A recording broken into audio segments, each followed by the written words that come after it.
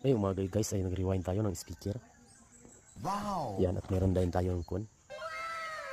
Para po ito sa simbahan, para sa simbang gabi guys. Yan, at dito kayo pag matapos na magsa-soundcheck din tayo.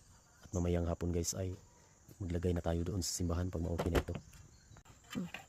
Ikaw guys, naglagay tayo ng kun para sa speaker natin sa simbahan. Ano guys, rugby at kinarag guys. Hindi pa natin nakuha yung mga kaluso sa ilalim. Brace. Yan yung battery, 1.5 volts. Kunin na natin yung mga brace. Yan, para mo haso-haso na siya. Yung ginagamit ko guys, yung 1.5 na yan ang cook para sa mga brace natin. Tuyo mo ka na ba?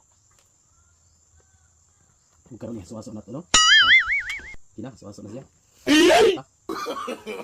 No. Na, oh. Tumingog na siya guys. Narinig nyo guys, hindi.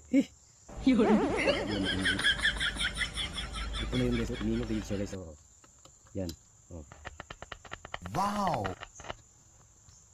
Thank you sa panonood. At gayon guys, sound check na tayo guys.